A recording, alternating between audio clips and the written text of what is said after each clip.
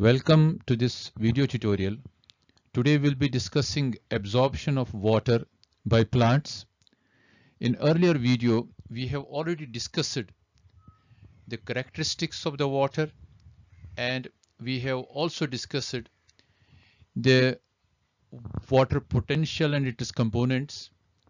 Since we have understood that water is an important constituent of protoplasm, it's a true elixir of life, because all the physiological activities, because of its characteristics, is taking place in water. So we have discussed the characteristics of water, as well as we have discussed the water potential and its components and how a cell-to-cell transport takes place there. But since plants need water and they have to absorb it, whether it's a terrestrial plant or an aquatic plant, water is to be absorbed. For that there is a mechanism. We'll understand what we mean by the absorption of the water by plants. So we have understood that water is an essential constituent of plant cell protoplasm. Its fresh weight, it can be 50 to 90%. And so water, which is an essential constituent, it's to be absorbed by the plants, and it will be absorbed in terrestrial plants from soil through their established root system. So we have a conduction system within the plant, and water is absorbed from the soil through root system. Terrestrial plants obtain various forms of water from soil.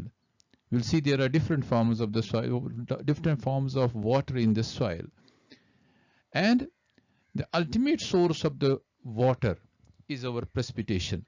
The precipitation, we mean the rainfall as well as the snowfall. And whenever there is a precipitation, some of the water is lost quickly in the form of runoff, and some of the volume of water which is held within the soil will depend upon the soil porosity and the texture of the soil.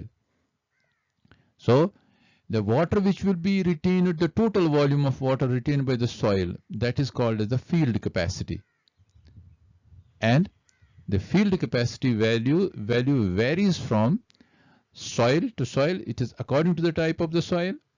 Suppose we have a loam soil or loamy soil. A loamy soil is one where sand, silt, clay is in a proper composition, in a proper percentage, and also it has an organic matter. So a loamy soil where it can be 25 to 35%. Overall, the water which is retained in the field, the volume of the water which is retained in the field, is called as the field capacity, or it can be named as Hollard. Now, what is the availability of the water in soil? Since when there is a precipitation, some of the water is lost in the form of a runoff, and some water which is surplus of water which does not remain in the soil. That water is passing through macropores of soil. That water is called as the gravitational water, because they will percolate down under the influence of the gravitational forces. So such water ultimately reaches the water table, and it goes beyond the reach of plant roots. It doesn't remain available to the plants. So it's also called as the ICAD. We have in gravitational water. This water is lost to the soil, to the water table, and it's not available to the plants. The second type of the water, second form of the water, is the capillary water. Is a bulk of the water present in small soil spaces or microspores. The microspores which have a dimension less than 20 micrometer dia, and it is retained by capillary forces against the gravitational forces. So this water is available. Its availability determines the water holding capacity of the soil. So if there is more capillaries present in the soil, and availability will be determined by the capillarities or the soil spaces in the soil. So its availability determines the water holding capacity. This form of water is readily available to plant roots for absorption. And this is also called as the crescent. Then there is another form of water, that's hygroscopic water. It is a thin film of water held tightly around the colloidal soil particles because of cohesive and adhesive forces. Hygroscopic water in soil has a high osmotic potential than roots, so it's not absorbed by plant roots. And water can also remain bound to soil minerals as combined water. It is also called as chemically bound water. Suppose it can be with hydrated oxides of aluminum, iron and silicon, and it is non-available to plants. So out of the total water which will be taken by the plants is called as the capillary water. So capillary water which remains in the soil capillaries and which will be available to the plants and absorbed by the plants. So you can discuss it if this is a soil column where you will see this is the portion where water will go because of the gravity. So this will be the lowest end of the soil, this will be the top of the soil. So water which will be going to the gravity because of the gravitational forces, that will remain in the form of a water table downwards, which will not be available to the plant roots because they will be away from the plant roots. So we have the water which is available, that water is called as the capillary water. Where water remains between the soil particles, there is the pores which are called as microspores. This is called as the capillary water. And this water is available. This water will be available to the plants. And then there will be called as the hygroscopic water, where the water remains surrounding these soil particles, tightly bound to them. So this water will not be available. So this is a non-available water. And there can be also to the chemicals, soil particles which will be chemically combined water. That water also is not available to the plants. So we have an overall total water column that is called the field capacity. That's called as the HOLAD. And this water is available to the plant. This water is non-available to the plant. So these are on the basis of the availability of the water which is available to them. So we have seen in earlier slide that there is an availability on the basis of the availability of the water. It can be in the form of an hygroscopic water, capillary water, or there can be a gravitational water. But out of all these forms, the water which is available, that water is called as a capillary water. So plants have to absorb this water. For that, we'll see the absorption of water. The plant has an established root system. They absorb the water requirement from soil solution. For that, they have numerous root hairs. What is a root hair basically? A root hair, as you know, they are confined to the root hair zone, and they increase the total absorbed to surface of roots. Root hair are microscopic tubular extensions of outer epiblema cells, or which is an exodermis, and this is basically a tubular extension of a cell which is having a thin cell wall, permeable cell wall, which is having a semi-permeable plasma membrane, is having a parietal protoplasm, and having a central velar, central vacuole that is filled with concentrated cell sap. And cell sap is always with a high solute potential, because when there will be a high solute potential, its water potential will be low, and it will facilitate the movement of water from higher water potential that can be outside to the inside. So we have seen that root hairs are basically the organs which are responsible for the absorption of this water from soil solution. And this is the anatomy. This is basically a overall root system. We have a root maturation zone. Then we have these root hairs, which is called as the root hair zone, which is having the root hairs. And then this is a root elongation zone where you have a root apical meristem, you have a root cap. But we are concerned with this area, the root hairs, which is a tubular extension, We have an epibelma cell. These are the epibelma cells. This is an epibelma cell which has come out in the form of a tubular extension. It has a cell wall. It has a plasma membrane. It has a nucleus. It has a central vacuole which is filled with the cell sap, and this will be its parietal protoplasm. So if you will see in a slide, this is a cell which is having a tubular extension. This overall cell is called as the root here. This is an epidermis cell. These are the inner cells which will be the cortex and then towards the inner side. So these are the root hairs. So root hair is responsible. It increases the absorptive surfaces of the roots. Water absorb. It participates in the absorption of the water. So we have a root hair surface. Root hair wall is rich in pectic compounds. Pectic compounds give root hair smoothness. It facilitates passing of root hairs through soil interface. And it makes them to adhere to soil particles. Help us in imbibition. So you have a root hair which is having pectic substances. With the nature of the root hair, pectic substances, soil particles will adhere to it, and it will help in the imbibition. These are the root hairs. You will find the soil particles attached. This is the root and having a number of the root hairs. This is the root hairs which is increasing the absorptive surface of the roots. This is how soil remains adhered with the root hairs and with the roots, because it has a pectic substances within it. So root hair zone is responsible for the absorption of the water.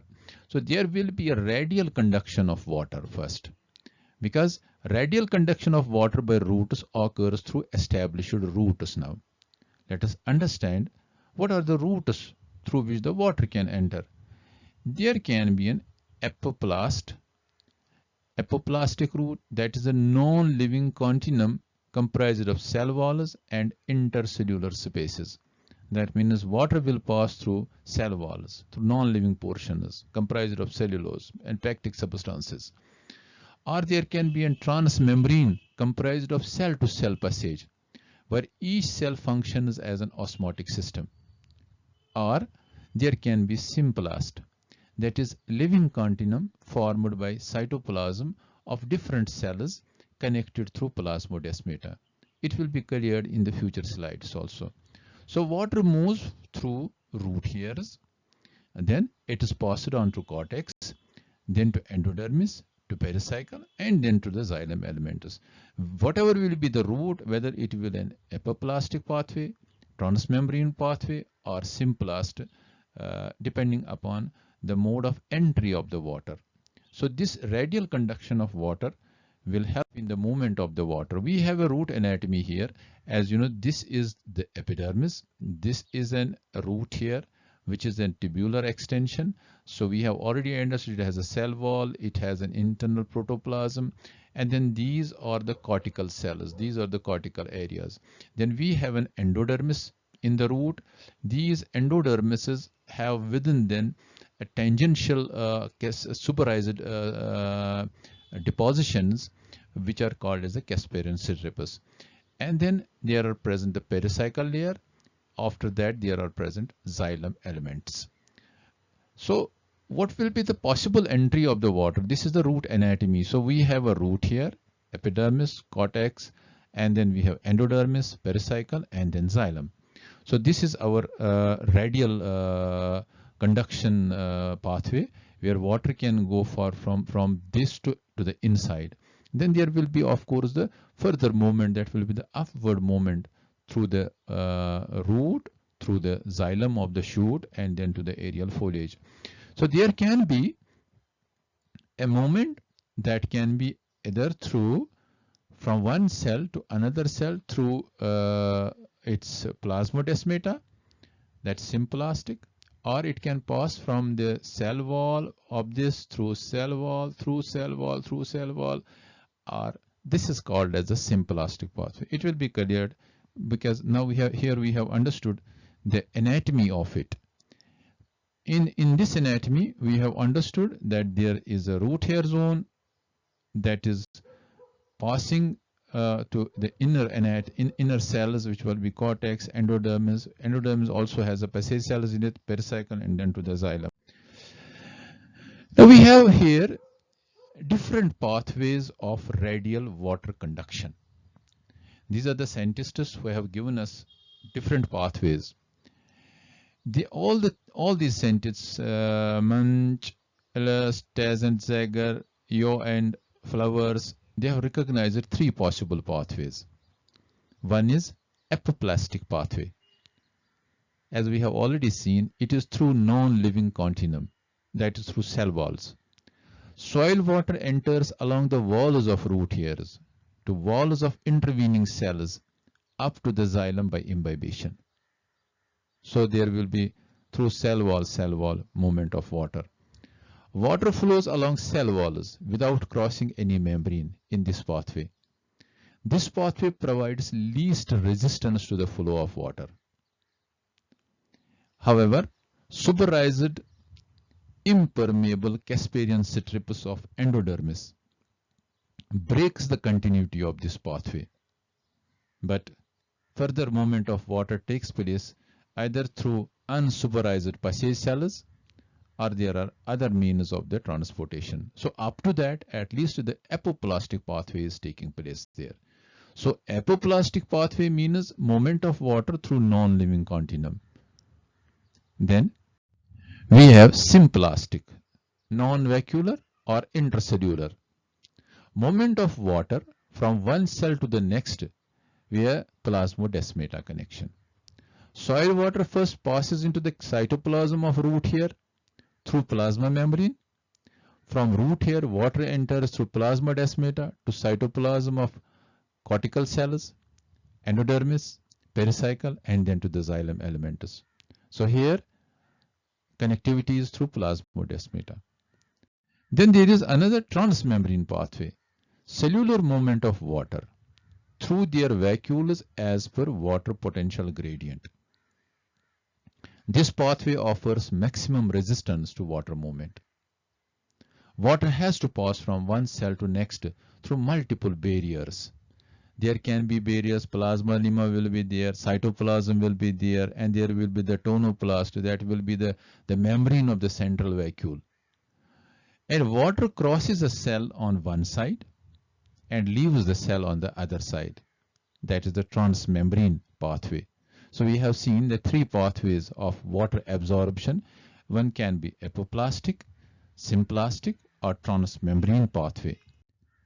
This can be amply discussed with this type of a diagram. This is a root here. These are the exodermis cells. This is the cortex cell. This is the endodermis cell. This is the Casparian strip of it. This is the stele of it. And then it comes the xylem. So three possibilities can be there. Water will move simply through membrane, through cell wall up to this, and then again crossing this in other way, either through passage cells, or there can be other movement of transport, water and up to the central xylem. This is called as the apoplastic. That is, it has to pass through cell wall. Then there is one more which will be crossing the cell. One cell crossed, another cell is crossed, it enters here, leaves here, enters here, leaves here, and then reaches to the xylem. It is called as a transmembrane pathway. One more is called as a symplastic pathway. That is, there is a connection between the two, that's called the plasmodesmata. So plasmodesmata is present there, plasmodesmata. So water will move from one to another through plasmodesmata and then ultimately reaches to the xylem. It is called as a symplastic pathway. I hope this diagram has amply made you understand that how the three pathways are operating in the radial conduction of the water. So we have a root which is acting as a hydraulic conduction concept. The combination of all the three pathways are considered important for water flow. Now, which one is more important? Taz and Zeiger said that all the three are important. It appears that rapid flow is mainly possible through apoplast, assisted by symplast in endodermal region. So up to the endodermis, there is an epiplast. Then at the endodermal region, there will be a symplast through plasmodesmata. So roots appear to have a single hydraulic conduction system. That is as if water is moving only through a single membrane. New concept known as root hydraulic conduction concept has come. Water reaches xylem elementus during its radial conduction. Further movement of water in xylem is due to axial conduction. Water moves spontaneously upwards through xylem elementus because it has to go from root to the shoot to the petiole and then to the leaf. Finally, water reaches mesophyll cells. And in the mesophyll cells, there are the transpirational losses through stomata.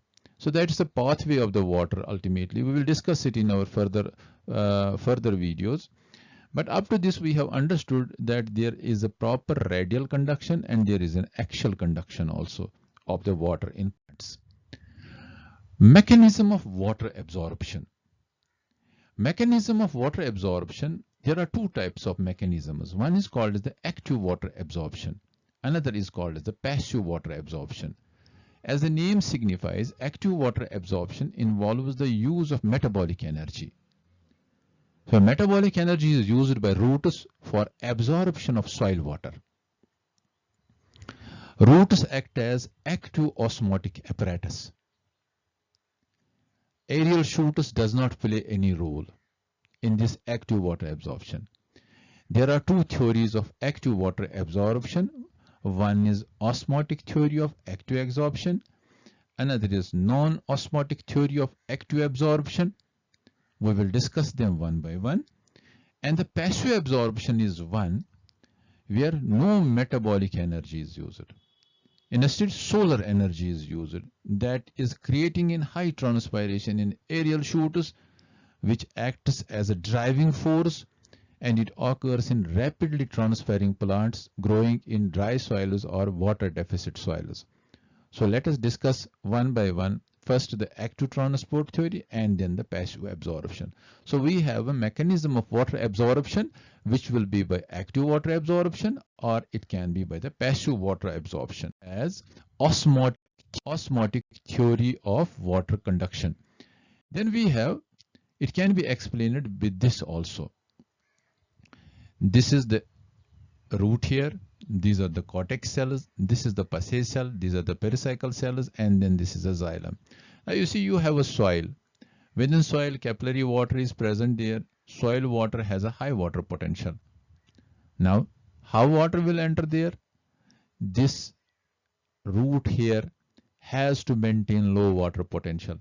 That means it has to have a more solute potential.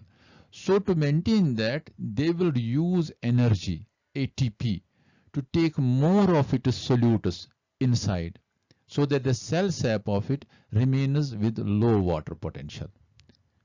I hope you understand it because low water potential will be there when there will be more high solute potential. High solute potential in these root here is possible by using a metabolic energy. Now, once it has a low water potential, outside is a high water, water will enter here.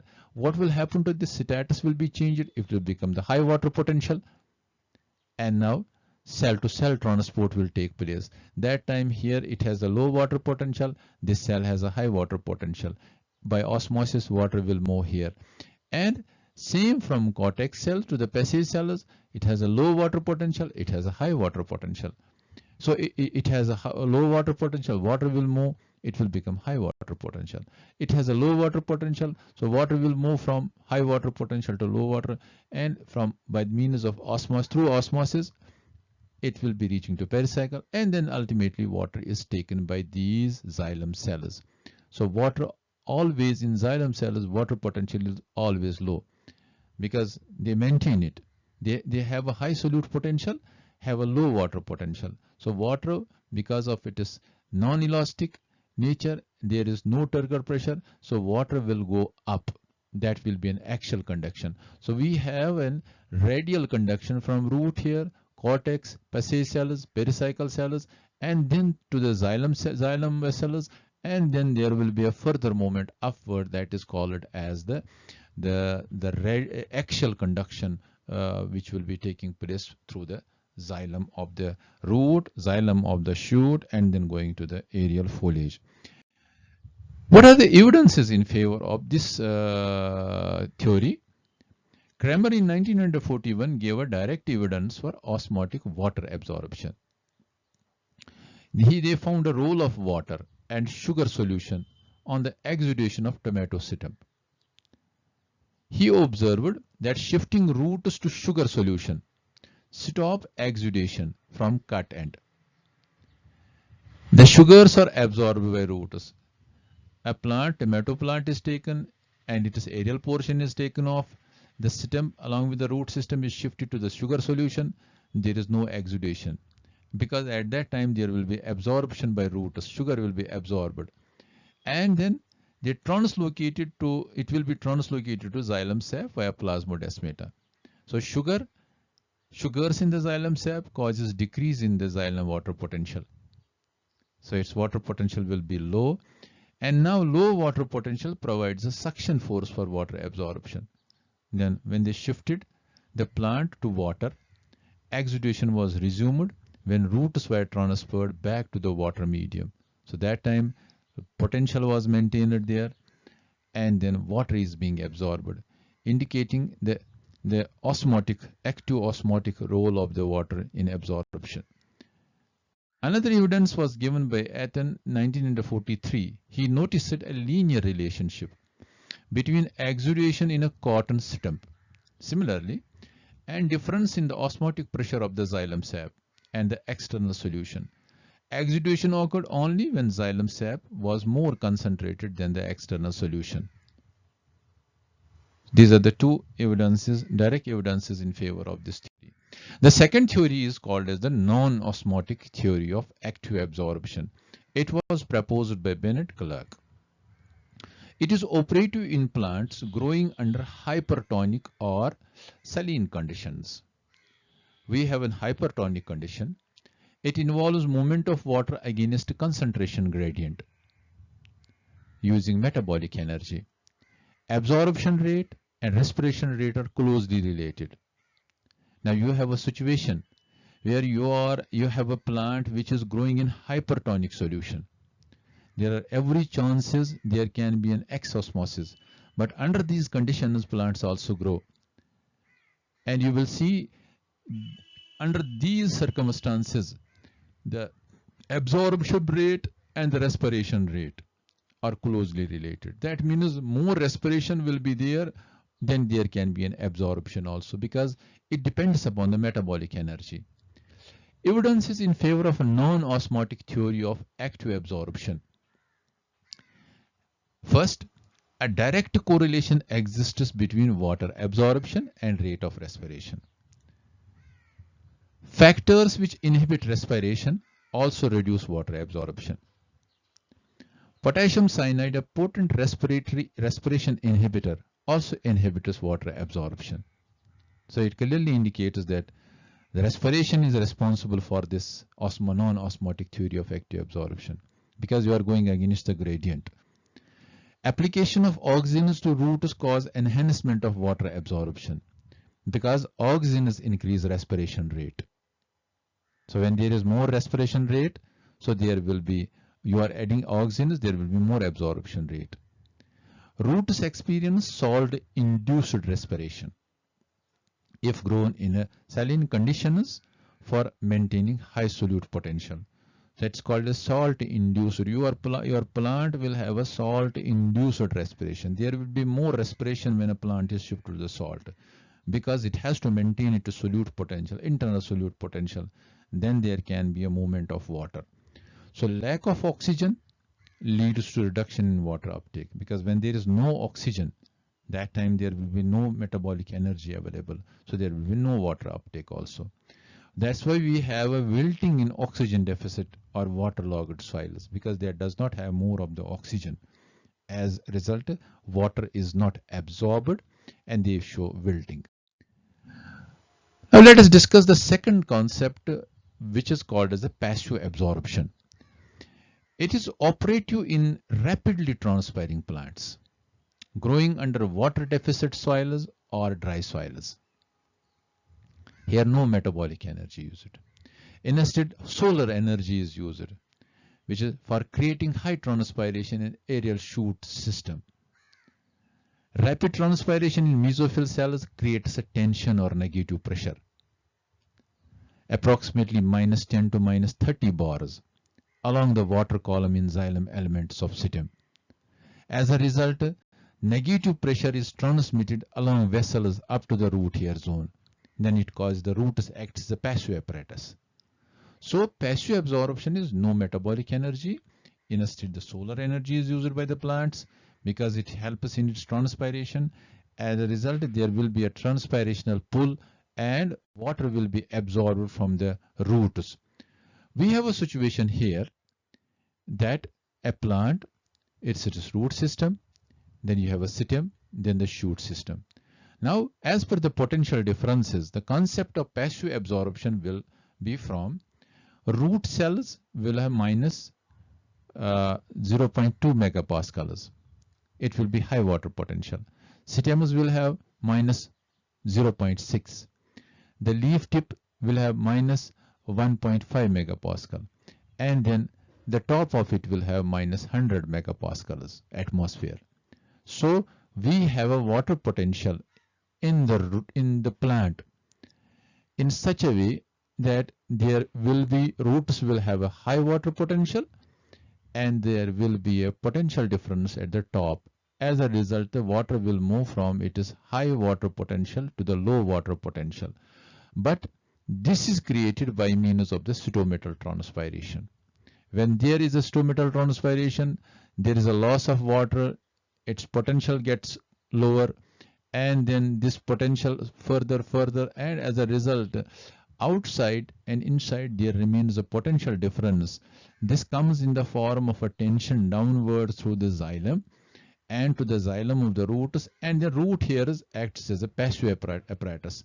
They absorb the water and then water is pulled upward. That's called as the transpirational pull. So passive water absorption works on the basis of a transpirational pull because the solar energy is generated there due to the loss of water due to evapotranspirations. So roots absorb water through root hairs from soil solution having chemical potential in the range of minus 0.1 to minus 0.3 bars. Tension within xylem sap often persists even after transpiration has ceased. Living cells in aerial foliage continue to absorb water from the xylem sap to become turgid. So passive absorption remains operational in plants till most of the cells become fully turgid. Force for entry of water is created in leaves. And root cells mainly acts as passive organs. This is about the passive absorption of the water. This type of absorption involves both apoplast and symplast pathway.